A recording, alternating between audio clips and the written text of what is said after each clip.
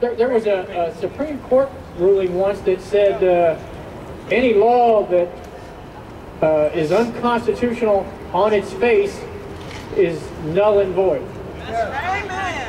I know, Mr. President, Mr. Vice President, Mr. Attorney General, members of the United States Senate and the United States Congress, some of you would love to take our guns away.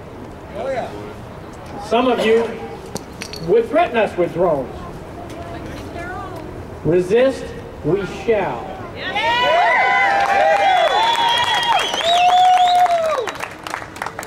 Mr. President, if you come to take our guns, please send the person to my door who has no wife and kids. That's right. Tell them. It will hurt me greatly to do what I have to do. That's right. That's right. Now, you guys know that a lot of the mainstream media is not necessarily on our side. Really? That's putting it lightly. When are they? Well, our next speaker has a radio show right here in Columbia, WIC. If you haven't heard it, you should tune into it, 7 o'clock on Sunday nights. Dr. Garris is the host of America's Radio Show. I've listened to this show. I've been on this show a couple of times. America's Radio Show and Dr. Garris are what I would call 100% freedom and liberty. Please welcome Dr. Garris.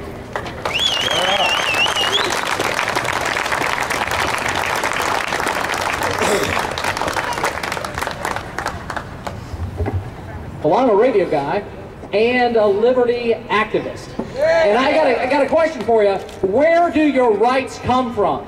They come from God. And who stands between you and God? The enemy!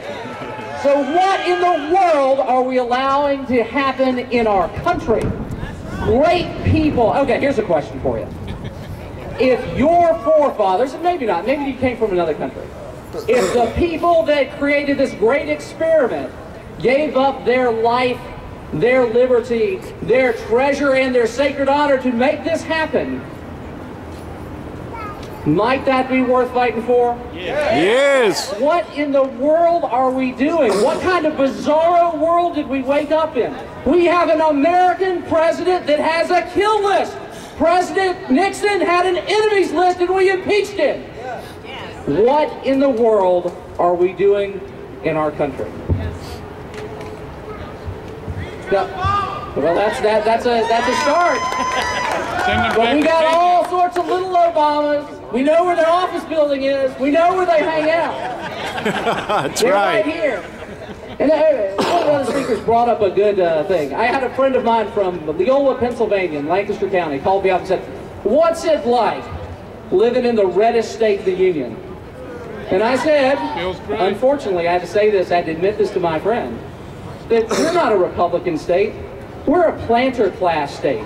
The same 400 families have been running this whole thing for 400 years. So you look at the principles that they say, oh, we're pro-life.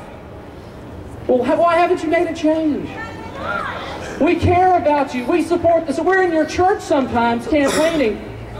Why don't you ever enact anything that you say you're going to? Because it doesn't matter. It's about the power. Do you believe Hugh Leatherman is a Republican? No. How in the world did that happen? Obviously, we need some sort of test. Grover Norquist has a test. He has a pledge. Would you support a Second Amendment pledge? Something concrete that we can say, no, you signed the pledge. This wishy-washy stuff you're doing doesn't work. You signed the pledge. Would you be willing to put a pledge before all these people? Yeah. Maybe that's what, why does the mainstream media hate Grover Norquist's pledge so much?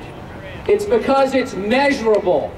Because you can say, you lied, you didn't do it. You signed up to protect us and you decided not to. You made the decision. You promised us and you lied. And that happens all the time here. Actually, looking over here, 3 windows back is my old office. Sort of the Wade Hampton building. My first job out of college, that was part of the problem, I think. Now, if you look at, I guess it's Article 1, Section 20 of the South Carolina Constitution, it pretty much mimics the Second Amendment. Now, I've been to castles in England, Scotland, and Wales, and I know what a keep is. A keep is a place you put something that you want to have. Amen. And I have an idea of what to bear is. It means that you can present, that you can show somebody something. So if the National Constitution says we have the right to keep firearms, and we have the right to bear them, and these jokers, they say that we have the right to keep firearms and to bear them, why can't we keep firearms and bear them right where you're standing? That's right. A lot of great people are working on legislation to fix problems in the code, to change the way that the government addresses firearms and everything else. And we've had some disappointing stuff with our Attorney General just a moment ago. You found out just a moment ago. But why doesn't a Republican Attorney General address the state constitution and say, in my opinion, since we have the right to keep arms and the right to bear arms, that South Carolina is a universal carry state, that we have constitutional carry from the national constitution and from our own constitution. Well, that's the problem. He's got lots of backbone. He's got too much backbone. He's able to do it. Again, he's, you know, the drone wars and we're just in a horrible, horrible, horrible state. And we know how this works. Why are our friends on the left so engineered, so attractive? Why do they want to get rid of our guns? We know how this works. You have registration, then you have confiscation, and then you have concentration, and then you have the train depot, and you know what the rest of the story is. Why do they sign up for that? These people that are touchy, that are feely, that want the best for our children, why would they have anything to do with that? It's because they're evil. That's it, it's they're evil. And we talked a little bit, I mean, gosh, the speakers here have been excellent. And I'm just, you know, as one of the wrap-up people, I'm really happy to be here.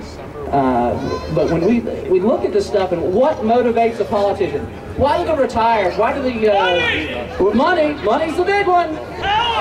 Power, it's all about power. This whole thing, this edifice, everything that you see here, everything that you gaze upon from this highest point in Columbia, it's all about power. And why do our older people, why do our senior citizens get what they want? They show up. It's a big sacrifice. Every one of you, and I'm going to make a guess, pretty much every one of you left something to come here. Now, I work for myself, so I have some freedom. Not everybody works for themselves. If you have to, one of the problems with this joke of an election we had recently is you can't say to your boss, hey, I got to go vote, I'll be back in an hour, when it takes you 5 hours to vote. But one advantage that the older people in our country have, or older people in our state have, is that they can wait in their office. They can come visit. And when the secretary says, I'm sorry, he's in a meeting, bring your book and say, I'll wait. That's right. That's right. And if you want to make a difference, if you send an email, that has an effect. If you make a phone call, that has an effect. If you write a letter, that has a little bit more of an effect because somebody has to do something with it. If you show up in their office, it has one big heck of an effect. So if you can do it, if you work for somebody else and you say, well, there's some stuff going on, I want to go down to the Capitol, you don't even have to tell them. So instead of taking that to vacation day on a Friday, take it on a Tuesday, Wednesday, or Thursday. And go hang out in one of your friends' places. You know, it could be your senator, it could be somebody else's senator, it could be a rep. And find out what they really think. Because here, if they were here, they'd promise you the world. They would promise everything. But they'll never deliver because there's somebody else that can pad their wallet. There's somebody else that can give them that little bit of power that they want. Too many personal agendas. Well, that's it. But I like agendas. I like it when I say, hey, that's a guy that wants to preserve liberty, or I know that that's a guy that has a gun issue, or that's a guy that's a pro-life person. I like knowing that. But it doesn't matter. These people profess one thing, and they do much, much, much more. And I want to talk about Sandy Hook for a second. Why are we only finding out now that the long gun never made it into the school? That's right, brother. That's right. Perception is reality. That's right, perception is reality. So when the national story came out, and we saw on television, or YouTube, I watch YouTube a lot, we saw a police officer remove a long gun from the trunk of the car.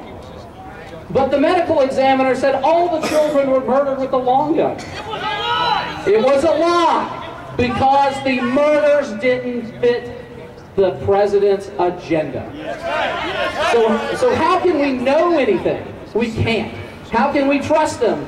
We can't. That's right. So that's you know, I talk about this type of stuff all the time because it just burns me up. Because we have such a, I mean, if you've traveled anywhere in the world, if you've just visited the wild spaces of South Carolina, you know we live in one of the most beautiful, greatest places on the planet.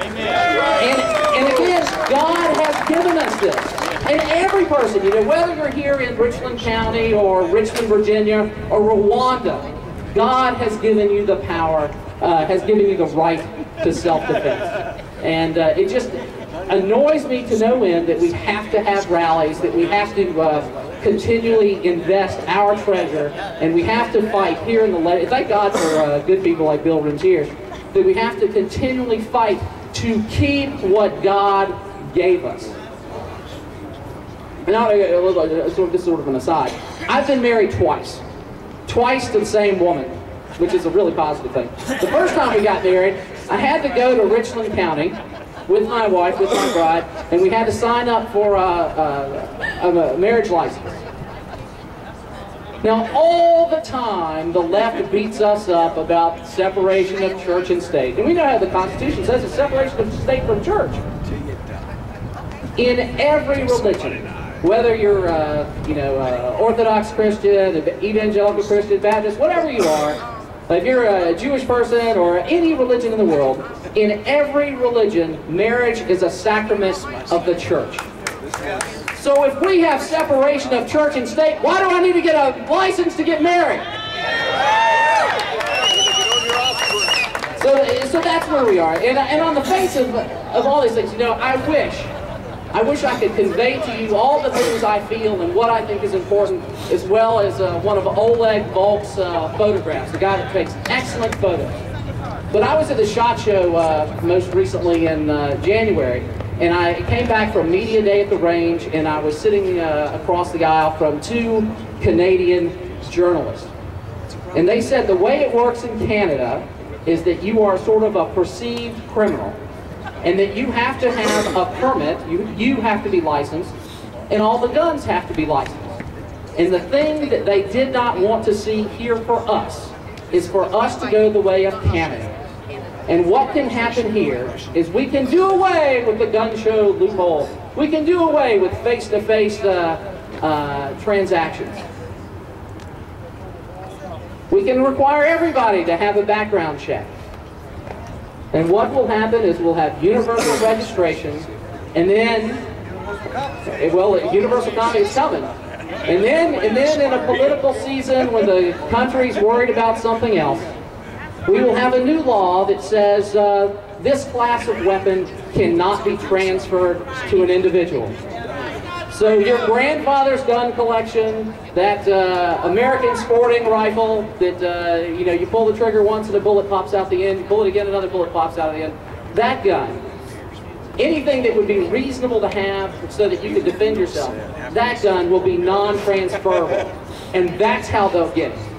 You know, we already have. I don't want to fight the criminal domestic violence thing. But in what kind of world can you have a constitutional right, a right given to you by God, taken away because somebody else files a police report? What's up with that? Why didn't somebody say, hey, you can't take that guy's guns because he got a fight with his wife, or this girl says he did something, or the other way around. So even on the face of it, these people are undermining our rights given by God. And again, I want to tell you, we know how it ends. We can look at all the different things. So we'll go through the list. Our people in Turkey, we have a NATO ally in Turkey. Well, they only murdered 1.5 million Armenians after gun confiscation. Soviet Union only killed, what, 20 million of their people after gun confiscation? And our Nazi, one thing I say, we have to push back now. Because if we don't push back now, we're going to have to push back, and it's going to be really ugly.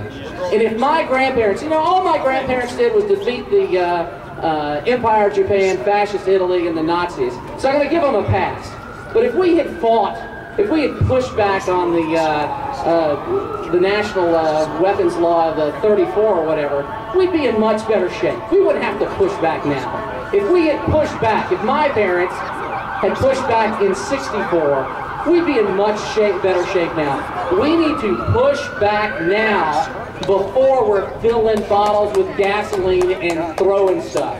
We need to fix the problem now. All right, now there might come, God forbid, and this will be a closing, a quick statement.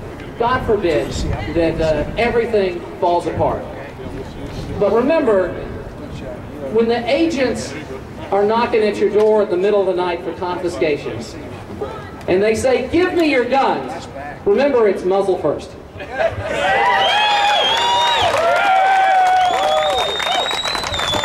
Dr. Garris, America's Radio Show.